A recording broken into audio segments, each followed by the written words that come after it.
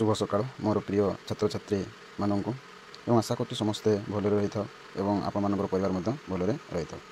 आज आम पढ़ा आपर जो रीति जुगरे विभिन्न प्रकार साहित्य देखा जाए से जो साहित्य देखा जाए आमर जो चौतीसा तेज बर्तमान मुझे कौन करी ना चौतीसा क्या कहुए और चौतीसा उपरे केते जन लिखिंट ताहा मुझे कौन करेंगे ये भिडियो सुंदर भाव तुम मानू आलोचना करदेवी और चौतीसा क्या कहुए चौतीसा केते ख्रीष्टाब्द आसीथिला और किए यहाँ प्रकाशित करते विभिन्न साहित्यकार मैंने जो चौतीसा उपरे जो लिखि जाइछन्ति ताहार संक्षिप्त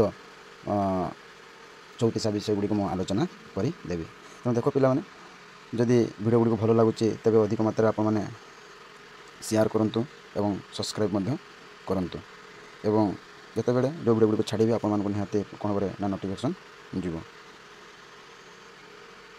ना देख बर्तमान पढ़ा ना चौतीसा उपरे तेणु चौतीसा तापर देख ना चौतीसा पुरातन भारत में रचित एक विशेष प्रकार गीति कविता साहित्य को बुझाई थाए। तेणु चौतीसा को आम कौन बुझी था ना गीति कविता साहित्य बोली बुझी था और यह ओडिया आसामी मैथाली बंगला भाषा अंचल भेद रचित होता। चौतीसा शैली गोटे गीत में वर्णमालार 34टी अक्षर को 24टी पद रचना कर प्रत्येक पदर समस्त धाड़ी गोटे अक्षर आरंभ होता है। तेणु ये जो चौतीसा सर्वमोट केतोटी अक्षर रही ना 34टी अक्षर रही। तेणु पाने यहाँ तुम आपने मन रखि था और आपने सर्ट नोट कर रखि था जे चौतीसा केतोटी अक्षर रही ना 34टी अक्षर रही और 24टी कौन ये पद रचना कर 24टी पद कौन ना चौतीसाटी गठित होता है। प्रत्येक पदर समस्त धाड़ी गोटे अक्षर आरंभ होता है। तो जो आम जो तुमको चौतीसा पढ़ेबी से आपने देखिए जो आम रही अक्षर गुड़िक गोटे पर गोटे कौन कि चौतीसा वर्णित होमें से देखा। तापर देख ना रचनाशैली ये चौतीसार कि ना हाँ तार रचनाशैली देखूँ ना यहाँ जो क ठारू क्ष जाए व्यंजन वर्णर चौतीसा रचित होता है। केमी ना क ठारू आम के पहुँचे क्ष पर्यंत कौन करेंगे क्रमान्वय गोटे पर गोटे क तापर ख तापर ग एमती गोटे पर गोटे व्यंजन वर्ण आद्य रखी कौन करते ना ये चौतीसा रचनाशैली लिखि था। चौतीसार गोटे पद बा गोटे पादरे आदि वर्ण गोटे क्रम क ठारू क्ष पर्यंत वर्णमालार आबाद होता है। तेणु जिते से रचित करती लिखती गीत गुटी को तेणु से आद्य कौन करते आद्य कौन रखी ना क वर्ण तापर ता तल को ख वर्ण ग वर्ण यही से कौन करते आबाद कर लिखि था। तेबे केतेक जगार व्यतिक्रम देखा मिले अर्थात थरे थरे कौन तार व्यतिक्रम देखा जाए। केमी व्यतिक्रम ना बेले बेले ख बदल क्षर व्यवहार होइथिबार एटा होची नजर मिली थाए। सेहीपरि डो ओ ण बदल न डो उ बदल न रो व्यवहार देखा जाए थाए। ठीक से छ बदल क्ष ख ज बदल छ व्यवहार होई थाए। तेणु आम यहाँ रचनाशैली पढ़ुँ और पुरातन ओडिया चौतीसा रे वर्गेज ज पुणी तालवे दंतस्व तालवेश मूर्धनिश व्यवहार किसी निर्दिष्टता न थाए। कवि माने निज निज मुताबक 3 गोटी स और 2टी जर व्यवहार करी थांती। अर्थात ये कहूँ ये तालवेश दंतस्व मूर्धनिश एगुड़िक तार निर्दिष्टित निर्दिष्ट आकार कौन होता है कविता पूरा आवृत्ति कर न था। जिते जो सुविधा पाइले लेखक मैंने कौन करुले ये स आ वर्गेज को व्यवहार करुले ना देख कि ना खल लोकंकर बोली धइले मुरारी क्षणक भाव तांकर मुरची न पारे। ये जो कृष्णकला चौतीसा वर्णित होती। ठीक से देखो ना पुरातन ओडिया भाषा और साहित्य अनेक चौतीसा रचित होता। एजावत यार संभार कलना करा पारि ना। ओडिया गीति साहित्य और छांद साहित्यर उद्भव होती। देखो क ठारू क्ष पर्यंत 34टी गोटी व्यंजन वर्ण को क्रमान्वय आद्य रखी कविता रचना करने को आम कौन कही चौतीसा कही था। तो भेरी भेरी इंपोर्टेंट पाने ये आपने नोट डाउन कर रखी था लिखि रख ना कौन कहूँ ना व्यंजन वर्णर क ठारू क्ष पर्यंत 34 गोटी व्यंजन वर्ण को क्रमान्वय एवं पुणी कौन कहूँ आद्य रखी जो कविता आम रचना करता आम कौन कही चौतीसा बोली कही था। पुणी कौन कहूँ ना क्ष ठारू क पर्यंत क्ष पर क एमती जो ख ठारू क पर्यंत जदि अलटा रीति जदि लिखा जाए जे चौतीसा जब आवृत करा जाए वर्णित करा जाए तेज कौन कहुए ना अलटा चौतीसा कहुए थाए।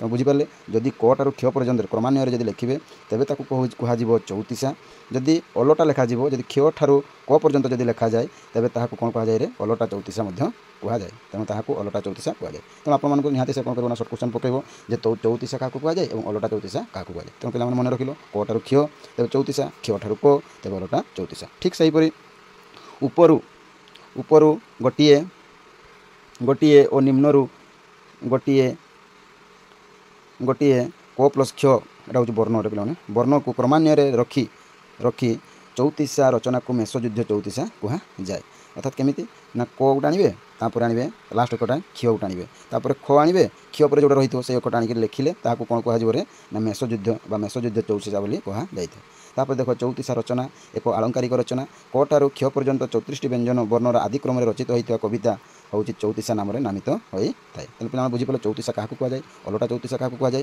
और मेषयुद्ध चौतीसा क्या कहुए तापर देख ना कहीं कहीं कहीं कहीं ओडिया कवि अलट चौतीसा रचना कर देखा मिली थाए यह क्ष ठारू आरंभ हो पर शेष होता है प्राचीन समिति प्रकाशित चौतीसा मधुचक्र एहीपरी केते गोटी चौतीसा देखा मिलता है जिते आम कौन करवा ना प्राची समिति ये जो रही संघ ये प्राची समिति कौन हो जो चौतीसा हूँ मधुचक्र ये मधुचक्र आम देखिपर कौन क्ष ठारू कौन हो कर ताहा वर्णित आवृत कर बहु चौतीसा एजावत प्रकाश लाभ कर सब काल निरूपण कर तो आम जो देखुचु बर्तमान सुधा चौतीसा गुड़िकर समय काल एगुड़िक आम पाऊना तेणु सेगुड़िक आज पर्यंत कहीं भी साहित्यकार तार ठीक रूपे काल निरूपण कर पुरातन ओडिया साहित्य अनेक चौतीसा लोकप्रियता हासिल करथिला एमानक मध्यरे को लोकप्रियता है देखो ना कलश चौतीसा कोइली चौतीसा आदि प्रधान जेपरी आषाढ़ शुक्ल मुनिवर बाणी आदि किंतु यही सब रचना आज जाए मिली नहीं यही चौतीसा मानकर संख्या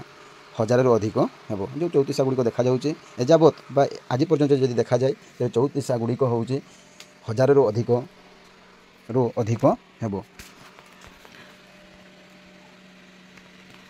तापर देखो संख्यार अधिक अधिक हेबो तेणु आपण मैंने सी शेयर यूट्यूब चैनल को लाइक करंतु एवं शेयर करंतु एवं अधिक मात्रा रे आपण मैंने कौन कर सब्सक्राइब करी रखंतु जेते बेले मो जो वीडियो गुडी को छाड़ीबी आपण मानको प्रथमे नोटिफिकेशन जीवो एवं आपण मानकर सांगसाथी माननको जणांतु से माने जो आशा करी रहिचंती टीजीटी ओडिया टीचर हेबा पई शिक्षक हेबा पई आ जो माने ओडिया ऑनर्स नै पढुचंती सेमानको मध्ये एही वीडियो गुडी निहाती उत्तम तेणु आपण माने निहाती वीडियो गुडी देखंतु एवं एवं नोट करी रखंतु एवं आपनकर जेकोसी परीक्षा रे आपण माने निहाती उत्तीर्ण हेबे एवं एहार जो सर्ट क्वेश्चन गुडी हेबो से गुडी मध्ये कोन करिबे तुम माननको आलोचना करी देबी तापर देखो आमे पढिलु ना चौतीसार कोन पढिलु रे शैली एबे पढ़िबा चौतीसार स्वरूप केते प्रकार आमे देखि थाउ चौतीसार स्वरूप तो प्रथम लेख पिला माने चौतीसा कोन देखले ना प्रथम होचे देखो संदेशमूलक चौतीसा एटा चौतीसार स्वरूप देखो ना कहूँ संदेशमूलक चौतीसा कौन ना ओडिया रे अनेक दूत बा संदेशमूलक साहित्य रचित होता कोइली चौतीसा कादम्बिनी चौतीसा चिटाऊ चौतीसा के लिखते उपेन्द्र भंज आदि प्रधान ये जो कोइली चौतीसा एवं कादम्बिनी चौतीसा और चिटाऊ चौतीसा ये जो चौतीसा गुड़िक कौ चौतीसा कहुए ना संदेशमूलक चौतीसा कहुए संदेशमूलक अर्थात जी संदेश देव बा खबर देव हाँ कि नहीं तो यही कोइली कादम्बिनी चिटाऊ पुणी अनेक अच्छी रही तो ये चौतीसा गुड़िक जो आम पढ़ी था से आम जापर यहाँ कि वर्णित होती ना संदेशमूलक चौतीसा रे वर्णित होती संदेशमूलक चौतीसा बोली आम कही था ठीक से पुणी आउ गोटे पुणी देख ना जनाण बा स्तुतिमूलक चौतीसा अर्थात जनाण चौतीसा कहीपर तार अन्य नाम हूँ स्तुतिमूलक चौतीसा ना देख कि क्या कहुए ना ओडिया बहु पुराण जनाण रही जहाँ आधार में एवं कवि मैंने जनाण लिखुंट अर्थात आम जनाण मैंने कौन जहाँ को आम कि जनइबा भगवान को जन था जेकोसी महापुरुषों को जन था तेणु जो चौतीसा गुड़िक आम ईश्वर को भगवान को पाखे किसी जन था कौन कर जनाण चौतीसा कहुए स्तुति चौतीसा जहाँ को आम स्तुति करी आम स्तुति चौतीसा बोली कही था यही जनाण एवं ये चौतीसा मध्य जगबंधु जनाण साधु रामचंद्र जनाण भवानी तेनाली लिखिं किए देख ना साधु कौन लिखिं जगबंधु जनाण ठीक से भवानी कौन लिखिं ना रामचंद्र जनाण कवि सूर्य बलदेव रखिंट सर्प जनाण पुणी भक्त कवि दीनकृष्ण दास बा कौन लिखिं आर्तत्राण चौतीसा बुझिपाल तेणु एगुड़िक हूँ कौन हो स्तुतिमूलक बा जनाण चौतीसा तापर जनाण और चौतीसा उभय जथेष पार्थक्य रही देख आउ गोटे पुणी चौतीसा ना श्रृंगारमूलक श्रृंगार मिलन चौतीसा बा विरह मिलन चौतीसा देख पुरातन ओडिया साहित्य मिलन जो मिलन हेले आम ताको कौन कहता श्रृंगार कही था जो विच्छेद हो गले विरह कही था। तेणु मिलन और विरह मूलक अनेक चौतीसा देखा मिलता है। एथिरे संभोग और विप्रलम्भ श्रृंगार वर्णना देखा जाई थाए कौटी ना ये जो श्रृंगार मिलन बा विरह मिलन चौतीसा कौन कौन देखा जाए ना संभोग बा विप्रलम्भ श्रृंगार वर्णना देखा जाई थाए। काव्य जुगरे एहीपरि अनेक चौतीसा लेखा जाई थिला। देखो ना किभଳି ना सुदर्शन पट्टनायक कौन लिखिं ना राधाकृष्ण मिलन चौतीसा, से भाई केशव लिखिं राधा विरह चौतीसा, परमानंद लिखिं शीत विच्छेद चौतीसा। तापर देखो दीनकृष्ण दास अनुराग तथा रत्नाकर चौतीसा। ठीक से भाई सदानंद कविसूर्य ब्रह्मा लिखिं प्रेम चिंतामणि। तापर देखंतु ना गोपीनाथ लिखिं मथुरा विजय चौतीसा। तापर गोपी जीवन कृष्ण विरह चौतीसा। ठीक से पुणी गोकुल नरेन्द्र कौन हो कृष्ण विरह चौतीसा यही श्रेणी। तापर देखो वर्णनामूलक चौतीसा ना यही पौराणिक चौतीसा गुड़िकरे नानादि पौराणिक और वास्तव घटनार वर्णना करा जाई थाए। पुरातन ओडिया साहित्य शिशु श्यामंकर कुसुमित च्युत कुंज चौतीसा और नरसिंह सेनकर कुसुम समय काले इंदुमती स्वयंवर वर्णना दनाई दासंकर जनार्दन दासंकर कालिय दलन चौतीसा और धीर्य श्रीधरंकर गुंडीचा विजय चौतीसा आदि आदि प्रधान। तापर देखो आलंकारिक चौतीसा पिला माने ये जो कहूँ जो आलंकारिक चौतीसा श्रृंगारमूलक चौतीसा स्तुतिमूलक चौतीसा एगुड़ी आप टिके टिके लिखि रखिले सेगुड़ी भल से आप जानीपारे जे कौ साहित्यकार कौन कौन लिखि तले यही भिडियो में आपको सुंदर भाव में कौन कर लिखिदे आपने थे दी थर भिडियो गुड़ी देखते निहाती बुझीपारे और किसी लिखि रखु ना बुझाटा भारी कष्ट केते थर पुणी देखिए। तेणु आपने भिडियो गुड़ी थे दी थर देखूँ और नोट करके रखु और अधिक मात्रा शेयर करूँ आप कौन से ग्रुप बा कौन से सांगसाथी मानक शेयर करूँ जहाँफल से भिडियो गुड़ी देखी आशा आकांक्षा योग्यता सब कौन भाव परिपूर्ण हे। तापर देखो आलंकारिक चौतीसा क्या कहुए ना पुरातन ओडिया साहित्य जो पुरातन ओडिया साहित्य अनेक आलंकारिक तथा काव्यतत्व नानादि विषय को नहीं चौतीसा लेखा जाई अछि। नारायणकर लिखित चौतीसा मालारे नारी मानकर नाना विभाग में स्वाधीन भर्तिक बासक सज्जा कलाहांतरित और अभिसारिका आदि नायिका मानकर कथा बखणा जाई अछि। लोकनाथ दासंक छंद श्लेष जमक चिंतामणि उपेन्द्र भंजकर जमकराज चौतीसा यही श्रेणी। तापर देखो श्लोक बा विलापमूलक चौतीसा कहीं एगुड़िक पे मुझे गोटे पर गोटे कहीदे तेणु आपने प्रथम चौतीसा जानिले तापर चौतीसार शैली जानिले बर्तमान चौतीसार स्वरूप स्वरूप मुझे बर्तमान कौन कर आपको अध्ययन कर दूसरी। तेणु एगुड़िक जानिले आप निहाती जानीपारे जिते थियोरी गुड़िक देखुं भिडियो गुड़िक देखुं आप निहाती कौन कर बारंबार कहूचे नोट कर रखु करूँ। तापर देख यही प्रकार चौतीसार संख्या अनेक यही सब करुण रस प्रधान ओडिशार गाँवली जीवन और साहित्य प्रधान स्थान अधिकार करी अछि। कवि रघुनाथंकर कौशल्य विलाप चौतीसा तापर हरमातांकर कांदी कहे नंदराणी चौतीसा मुकुंद रचित करे कदंड चौतीसा यही श्रेणीर रचना अटे। पुणी तापर देख ना ब्रह्मज्ञानमूलक चौतीसा और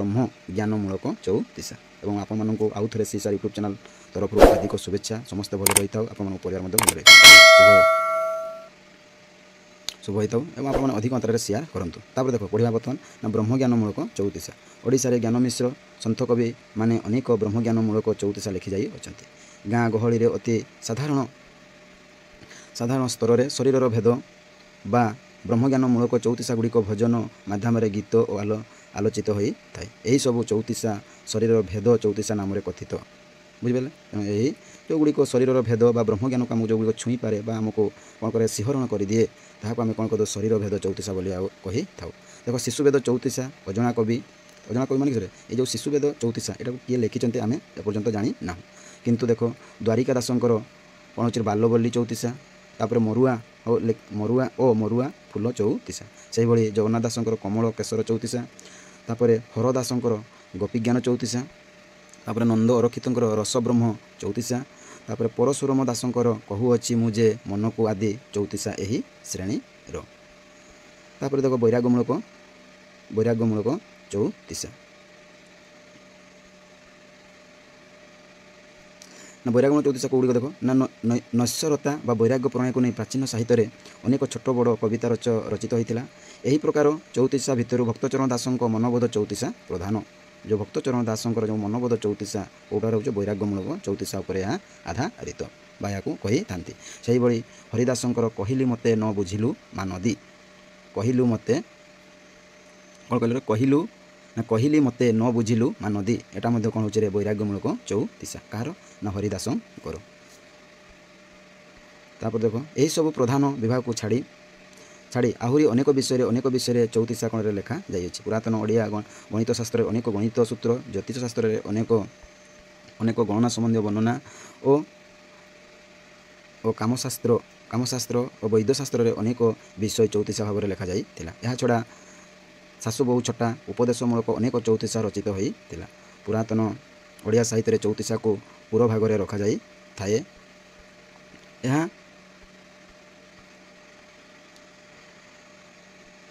ଏହା ଏକ ବିଶାଳ ଗୀତି ସାହିତ୍ୟ ଅଟେ। ଚଉତିଶାର ସମକକ୍ଷ ସାହିତ୍ୟ ହେଉଛି ଚଉପଦୀ।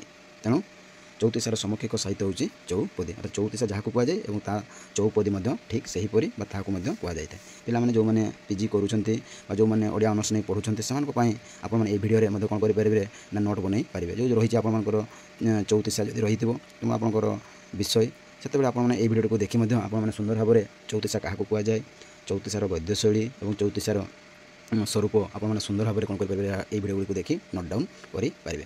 ବର୍ତ୍ତମାନ ଦେଖ ପିଲାମାନେ ଏଇଟା ଭେରି ଇମ୍ପୋର୍ଟାଣ୍ଟ। ମୁଁ ବର୍ତ୍ତମାନ କ'ଣ କରୁଛି ନା କିଛି ଚଉତିଶା ଗୁଡ଼ିକୁ ସଂଗ୍ରହ କରିଛି।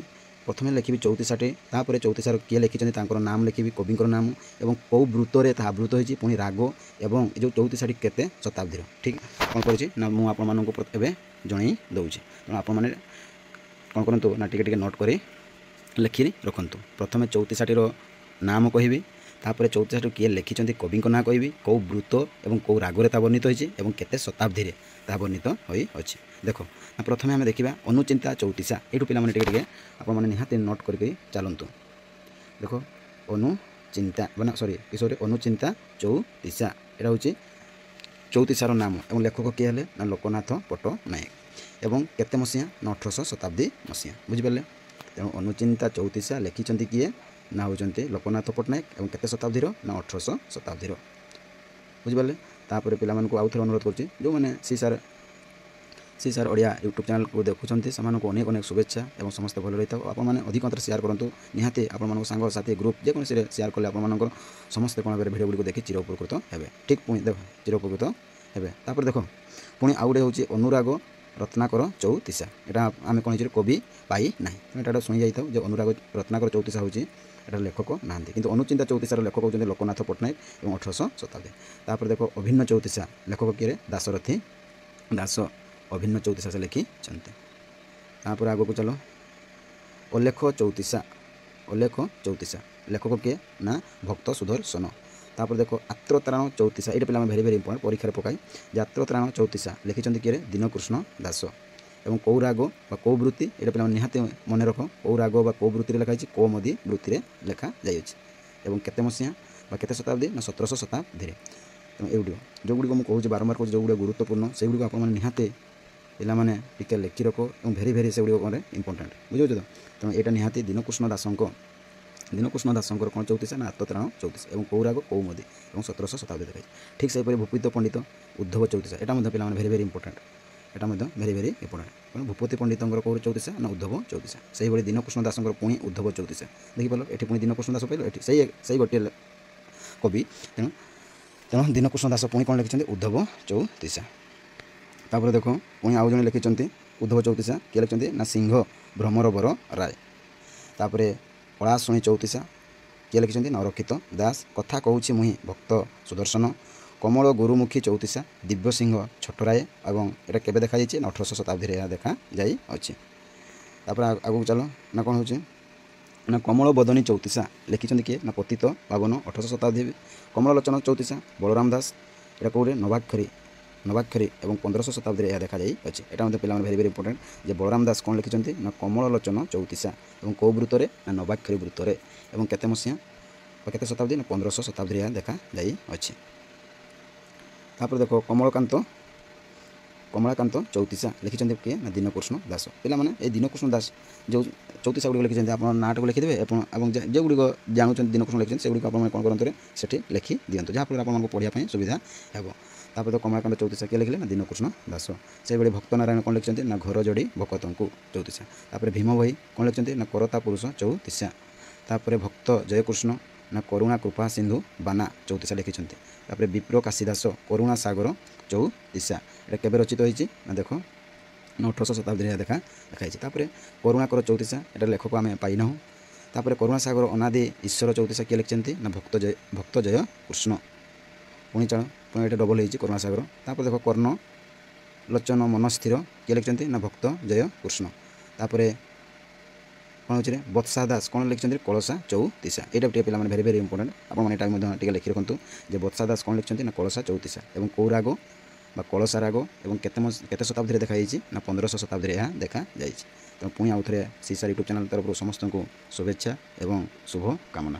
ଆପଣମାନଙ୍କ ପରିବାର ମଧ୍ୟ ଭଲରେ ରହିଥାନ୍ତୁ ବା ରହିଥାଏ। ତାପରେ ଦେଖ ଭକ୍ତଚରଣ ଦାସଙ୍କର ପୁଣି କ'ଣ ଲେଖିଛି ସେ କଳା କଳେବର ଚୌତିସା। ଭେରି ଇମ୍ପୋର୍ଟାଣ୍ଟ ପିଲାମାନେ ଏଟା ମଧ୍ୟ। ତେଣୁ କଳା କଳେବର ଚୌତିସା କ'ଣ ହେଉଛି କିଏ ଲେଖିଛନ୍ତି ନା ଭକ୍ତଚରଣ ଦାସ। ଏବଂ ରାଗ ହେଉଛି କ'ଣ ନା ରାମ କେରି।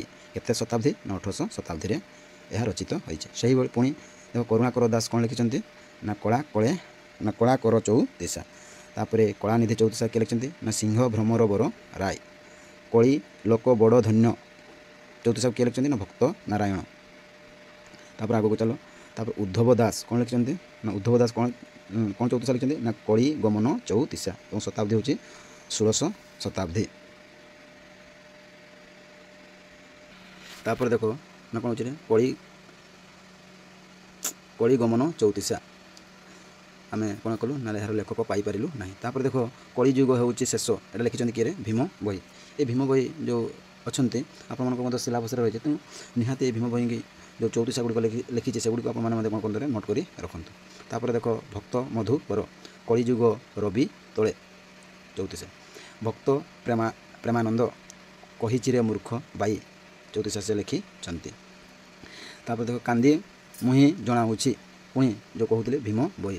କାନ୍ଦି ମୁହିଁ ଜଣାଉଛି ଏଇ ଚୌତିସା କିଏ ଲେଖିଛନ୍ତି ନା ଭୀମ ଭୋଇ। ତାପରେ ଲଡ଼ୁକେଶ କ'ଣ ଲେଖିଛନ୍ତି ଦେଖ ନା କାମ ଦୁଃଖ ଚୌତିସା। ଏଇଟା କେତେ ମସିହାରେ ନା 1900 ଶତାବ୍ଦୀ ମସିହାରେ। ତାପରେ ଦେଖ ପୁଣି ବଳଦେବ ରଥ କ'ଣ ଲେଖିଛନ୍ତି ନା କାମ ଦୁହା ଚୌତିସା। ଏବଂ କେଉଁ ରାଗରେ ନା ପୂରବୀ ରାଗରେ। ଏବଂ କେତେ ମସିହାରେ ନା ହେଉଛି 1700 ଶତାବ୍ଦୀ ମସିହାରେ। ତାପରେ ଚାଲ ନା କୁନ୍ଦ ଫୁଲ ଚୌତିସା ଲେଖିଛନ୍ତି କିଏ ନା ଭଗବାନ ଦାସ 1800 ଶତାବ୍ଦୀରେ। କେଳି କଳ୍ପଦ୍ରୁମ ଚୌତିସା ଧନଞ୍ଜୟ ଭଞ୍ଜ। କୋକିଳ ଚୌତିସା କୁଞ୍ଜ ମଙ୍ଗଳରାଜ 1800 ଶତାବ୍ଦୀରେ। କୋକିଳ ଚୌତିସା ଅଭିମନ୍ୟୁ ସାମନ୍ତ ସିଂହାର। ଏଇଟା ଭେରି ଇମ୍ପୋର୍ଟାଣ୍ଟ ପିଲାମାନେ ଯେ ଅଭିମନ୍ୟୁ ସାମନ୍ତ ସିଂହାର ଚୌତିସାଟିର ନାମ କ'ଣ ନା କୋକିଳ ଚୌତିସା। ଆପଣମାନଙ୍କୁ ନିହାତି କ'ଣ କରିଥିବେ ନା ଖ ସ୍ତମ୍ଭ କରି ଆପଣଙ୍କୁ ଯୋଡ଼ିବାକୁ କହିବ, ନହେଲେ ସେ ସିଧା ପକାଇବ କ'ଣ କହିବ ଅଭିମନ୍ୟୁ ସାମନ୍ତ ସିଂହାର ଚୌତିସାଟିର ନାମ କ'ଣ। ତେଣୁ ଆପଣ ନିହାତି ଏଇଟା ମଧ୍ୟ ମନେ ରଖିନ୍ତୁ ଯେ ତାଙ୍କର ଚୌତିସାଟିର ନାମ କ'ଣ ହେଉଛି ନା କୋକିଳ ଚୌତିସା। ତାପରେ ଆଗକୁ ଚାଲ। ତାପରେ ଦେଖ ନା କଟାଇତ ଚୌତିସା କିଏ ଲେଖିଛନ୍ତି ନା ବିପ୍ର କାଶୀ ଦାସ। କ୍ଷମା ମହିମା ଥାଉ ଥାଉ ଭକ୍ତ ଜୟ କୃଷ୍ଣ ଲେଖିଛନ୍ତି। କ୍ଷମା ସାଗର ଶ୍ରୀ ଗୁରୁ ଚୌତିସା କିଏ ଲେଖିଛନ୍ତି ନା ଭକ୍ତ ଜୟ କୃଷ୍ଣ। ଖ୍ୟାତି ମଣ୍ଡଳେ ଚୌତିସା ଲେଖିଛନ୍ତି କିଏ ନା ଭୀମ ଭୋଇ। ତାପରେ ଗଡ଼ିପଥ ଚୌତିସା କିଏ ଲେଖିଛନ୍ତି ନା ଦିବାକର। ଏବଂ କେତେ ମସିହାରେ 1800 ଶତାବ୍ଦୀ ମସିହାରେ। ତାପରେ ଗୁଣ୍ଡିଚା ଭାବନା ଚୌତିସା କିଏ ଲେଖିଛନ୍ତି ନା ଦୀନକୃଷ୍ଣ ଦାସ। ତାପରେ ଗୁରୁମଣ୍ଡନ ଚୌତିସା ଲେଖକ ପାଇନାହୁଁ। ତାପରେ ଦେଖ ରାହାସ ରୂପ ନନ୍ଦିନୀ କ'ଣ ଲେଖିଛନ୍ତି ନା ଗୋପ ବିଳାସ ଚୌତିସା। କେତେ ଶତାବ୍ଦୀରେ ନା 1700 ଶତାବ୍ଦୀରେ। ତାପରେ ଦେଖ ଗୋପଲୀଳା ସପ୍ତରଙ୍ଗ ଚୌତିସା କିଏ ଲେଖିଛନ୍ତି ନା ଲୋକନାଥ ବିଦ୍ୟାଧର 1700 ଶତାବ୍ଦୀରେ। ତାପରେ ଦୀନକୃଷ୍ଣ କ'ଣ ଲେଖିଛନ୍ତି ନା ଗୋପୀ ସନ୍ଦେଶ ଚୌତିସା। ସେହିଭଳି ଶ୍ରୀକର ନା ଗୋପୀ ଜୀବନ ଚୌତିସା ପଞ୍ଚମ ବରାଡ଼ି ରାଗରେ ବର୍ଣ୍ଣିତ ହୋଇଛି ଏବଂ 1800 ଶତାବ୍ଦୀରେ ଏହା ଲେଖାଯାଇଅଛି। ତାପରେ ଦେଖ ଘନଶ୍ୟାମ ଚୌତିସା କିଏ ଲେଖିଛନ୍ତି ନା ହେଉଛି ଦୀନକୃଷ୍ଣ ଦାସ। ସେହିଭଳି ବିଷ୍ଣୁ ଦାସ କ'ଣ ଲେଖିଛନ୍ତି ନା ଚନ୍ଦ୍ରମୁଖୀ ଚୌତିସା। ଏଇଟା ଗୋଟେ ପିଲାମାନେ ଭେରି ଇମ୍ପୋର୍ଟାଣ୍ଟ। ବିଷ୍ଣୁ ଦାସଙ୍କର ଚୌତିସାଟିର ନାମ କ'ଣ ହେଉଛି ନା ଚନ୍ଦ୍ରମୁଖୀ ଚୌତିସା। ଏବଂ କେଉଁ ରାଗ କମୋଦି ରାଗ ଏବଂ 1600 ଶତାବ୍ଦୀରେ ଏହା ଦେଖାଯାଇଅଛି। ତାପରେ ଦେଖ ଚାଟୁ ତରଙ୍ଗ ଚୌତିସା ଆମେ ଲେଖକ ପାଇନାହୁଁ। ଯେଉଁମାନେ ଯଦି ଆପଣମାନେ ଯଦି ପାଇବେ ତେବେ ମୋର ଏଇ ଭିଡ଼ିଓରେ ବା ଏଇ କ'ଣ କରେ ସେଇ ଆପଣମାନେ ନିହାତି କମେଣ୍ଟ କରି ଜଣାଇବେ। ତାପରେ ଦେଖ ଚିଟାଉ ଚୌତିସା କିଏ ଲେଖିଛନ୍ତି ନା ଲକ୍ଷ୍ମୀ ନାରାୟଣ। ତାପରେ ଚକି ଚୌତିସା। ତାପରେ ଛାଡ଼ କ'ଣ ହେଉଛି ଭଉଁରୀ ଦାସ କ'ଣ ଲେଖିଛନ୍ତି ଚନ୍ଦା ଚଉତିଶା। ସେଇଭଳି ଅଚ୍ୟୁତାନନ୍ଦ ଦାସ କ'ଣ ଲେଖିଛନ୍ତି ଜଗନ୍ନାଥ ତତ୍ତ୍ୱ ଚଉତିଶା। ତାପରେ ଜଗବନ୍ଧୁ ଅଲାଟ ଚଉତିଶା କିଏ ଲେଖିଛନ୍ତି ନା ଜଗବନ୍ଧୁ ଲେଖିଛନ୍ତି ଏବଂ ତାହା 19ଶ ଶତାବ୍ଦୀରେ ଦେଖାଯାଇଛି। ସେଇଭଳି ଜଗବନ୍ଧୁ ଚଉତିଶା ତାପରେ ଗୋପାଳକୃଷ୍ଣ ପଟ୍ଟନାୟକ ଜଳଦ ଚଉତିଶା।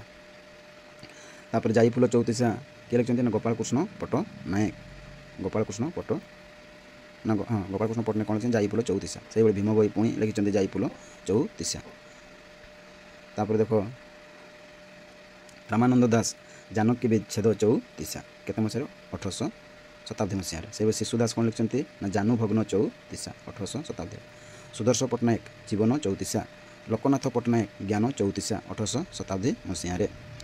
ତାପରେ ଜ୍ଞାନ ଉଦୟ ଚଉତିଶା ଏଇଟା ଭେରି ଭେରି ଇମ୍ପୋର୍ଟାଣ୍ଟ ପିଲାମାନେ ଜ୍ଞାନ ଉଦୟ ଚଉତିଶା ଏଇଟା ଲେଖିଛନ୍ତି କିଏ ନା କହ୍ନାଇ ଖୁଣ୍ଟିଆ କେତେ ମସିହାରେ 16ଶ ଶତାବ୍ଦୀରେ ଜ୍ଞାନ ଉଦୟ ଚଉତିଶା।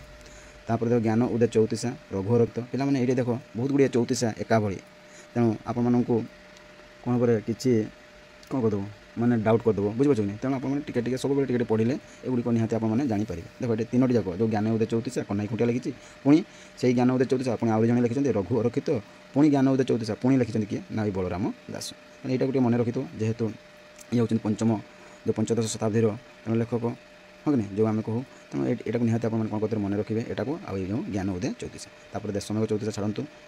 ତାପରେ ଚାଲ ଆଗକୁ ନା ଦିନ ଜନ ଜଣାଣ ଚଉତିଶା ଅଭିମନ୍ୟୁ ସାମନ୍ତ ସିଂହାର ଏଇଟା ମଧ୍ୟ ପିଲାମାନେ ଟିକେ ଲେଖି ରଖିବେ ଦିନ ଜନ ଜଣାଣ ଚଉତିଶା ଅଭିମନ୍ୟୁ ସାମନ୍ତ ସିଂହାର। ତାପରେ ଦ୍ୱିତୀୟ ଚଉତିଶା ରସାନନ୍ଦ କେତେ ମସିହାରେ 18ଶ ଶତାବ୍ଦୀ ମସିହାରେ। ତାପରେ ଆଗକୁ ଦେଖ ଦ୍ୱିତୀୟ ବଧିନୀ ଚଉତିଶା କିଏ ଲେଖିଛନ୍ତି ନା ଅରକ୍ଷିତ ଦାସ। ଦୀନକୃଷ୍ଣ ଦାସ କ'ଣ ଲେଖିଛନ୍ତି ନା ଦୃଷ୍ଟାନ୍ତ ଚଉତିଶା ପୁଣି ଦୀନକୃଷ୍ଣ ଦାସ କ'ଣ ଲେଖିଛନ୍ତି ନବଘନ ଚଉତିଶା। ଅଚ୍ୟୁତାନନ୍ଦ ଦାସ ନୀଳଗିରି ଚଉତିଶା ଜଗନ୍ନାଥ ଦାସ ନୀଳଗିରି ଚଉତିଶା। ତାପରେ ପଣ୍ଡିତ ବଧ ଚଉତିଶା ଛାଡ଼ନ୍ତୁ। ତାପରେ ହେଉଛି ଦନାଇ ଦାସ ଲେଖିଛନ୍ତି କ'ଣ ଲେଖିଛନ୍ତି ପହେଳି ଚଉତିଶା। ତାପରେ ପୂରବୀ ଚଉତିଶା ଏଇଟା ଛାଡ଼ନ୍ତୁ। ତାପରେ ପ୍ରାଣସଖୀ ଚଉତିଶା କିଏ ଲେଖିଛନ୍ତି ନା ଦୀନକୃଷ୍ଣ ଦାସ। ବୈଷ୍ଣବ ଦାସ କ'ଣ ଲେଖିଛନ୍ତି ନା ପ୍ରୀତି ଚିନ୍ତାମଣି ଚଉତିଶା।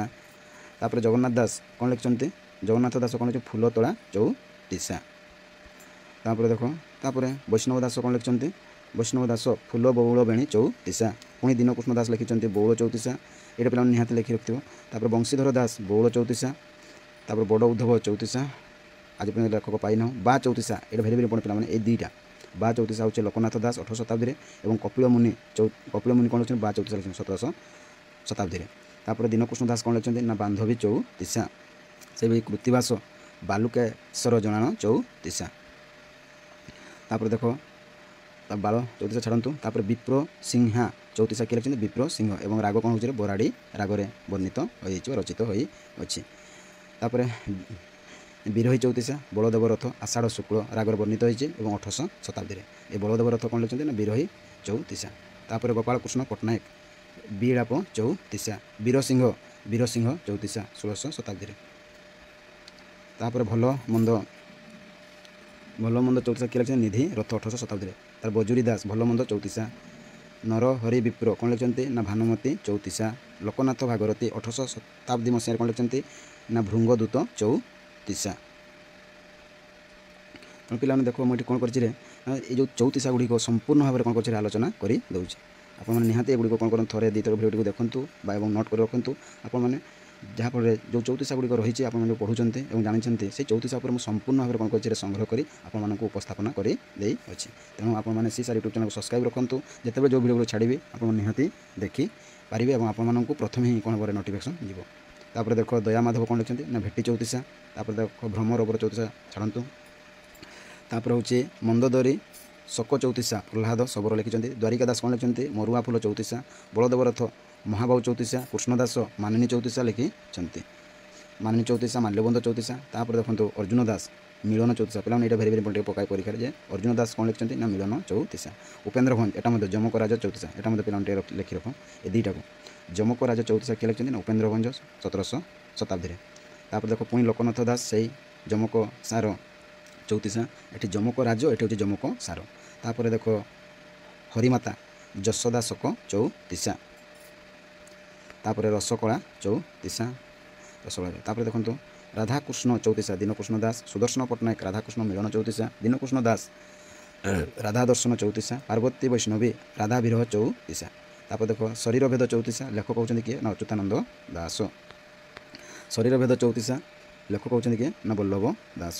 ତାପରେ ଦେଖ ଶ୍ରୀ ରାଧିକା ସ୍ମରଣ ଚଉତିଶା ଦୀନକୃଷ୍ଣ ଦାସ। ତେଣୁ ଦୀନକୃଷ୍ଣ ଦାସ ବହୁତ ଗୁଡ଼ିଏ ଚଉତିଶା ଲେଖିଛନ୍ତି। ତେଣୁ ଆପଣମାନେ ଦୀନକୃଷ୍ଣଙ୍କୁ ଲେଖିବେ ଏବଂ ତାର ଚଉତିଶା ଗୁଡ଼ିକୁ ତଳକୁ ତଳ କରିକି ଲେଖିବେ, ଯାହାଫଳରେ ଆପଣ ଜାଣିପାରିବେ। ତାପରେ ଶଶୀମୁଖ ଚଉତିଶା ଏପର୍ଯ୍ୟନ୍ତ ଆମେ ଲେଖକ ପାଇନାହୁଁ। ତାପରେ ଶ୍ରୀ ରାଧାବୀର ଚଉତିଶା ମଧ୍ୟ ପାଇନାହୁଁ। ତାପରେ ଦେଖ ସଟ୍ ସାଗର ଚଉତିଶା ତାର ଲେଖକ ମଧ୍ୟ ପାଇନାହୁଁ। ତାପରେ ସଖୀ ଚଉତିଶା ଏଇଟା ମଧ୍ୟ ପିଲାମାନେ ଏ ଲେଖି ରଖ ନୋଟ୍ ଡାଉନ୍ କରି ରଖ, ବଳଦେବ ରଥ ଲେଖିଛନ୍ତି। ସଙ୍ଗିନୀ ଚଉତିଶା ପାଇନାହୁଁ। ତାପରେ ସଜନୀ ଚଉତିଶା କାଶୀନାଥ କର। ସପ୍ତରାଗ ଚଉତିଶା କ୍ଷତ୍ରିବର ଭଞ୍ଜ। ସ୍ନାନ ଉତ୍ସବ ଚଉତିଶା ପୁଣି ଦେଖ ଦୀନକୃଷ୍ଣ ଦାସ। ହନୁମାନ ଚଉତିଶା କିଏ ଲେଖିଛନ୍ତି ନା ରାମାନନ୍ଦ ଦାସ 1800 ଶତାବ୍ଦୀରେ। ତାପରେ ହନୁମାନ ଚଉତିଶା ପୁଣି ଶିଶୁ ଶଙ୍କର ଦାସ। ହରି ଅର୍ଜୁନ ଚଉତିଶା ଭକ୍ତ ଜୟୀ। ହଂସଦୂତ ଚଉତିଶା ଶ୍ୟାମଘନ ହରି ଚନ୍ଦନ 1900 ଶତାବ୍ଦୀ ମସିହାରେ ଦେଖାଯାଇଅଛି। ତାପରେ ଦେଖ ହଂସଦୂତ, ତାପରେ ହଂସଦୂତ ଚଉତିଶା କିଏ ଲେଖିଛନ୍ତି ହଂସଦୂତ ଚଉତିଶା ନା ଶିଶୁ ଯଦୁ ଦାସ 1800 ଶତାବ୍ଦୀରେ। ତାପରେ ଏଇ ଥିଲା ଆପଣମାନଙ୍କର ଯେଉଁ ଚଉତିଶା ଗୁଡ଼ିକ ମୁଁ କ'ଣ କଲେ ସମ୍ପୂର୍ଣ୍ଣ ଭାବରେ ଆଲୋଚନା କରିଦେଲି। ତେଣୁ ଆଶା କରୁଛି ସମସ୍ତେ ଭଲରେ ରହିଥାଉ ଏବଂ ସେ ସାର୍ ୟୁଟ୍ୟୁବ୍ ଚ୍ୟାନେଲ୍ ତରଫରୁ ସମସ୍ତଙ୍କୁ शुभकामना एवं शुभ आशीर्वाद रहुछि। जय जगन्नाथ। और यार जिते जो जदि वीडियो गुड़िक हम सर्ट क्वेश्चन जब हम से गुड़िक कौन करी आलोचना करदेवि। तो नेक्स्ट वीडियो में कौन करी ना रुद्रसुधा निधि उपर मुझे कौन कर वीडियो गुड़िक आप उपस्थापन करदेवि। रहुछि जय जगन्नाथ।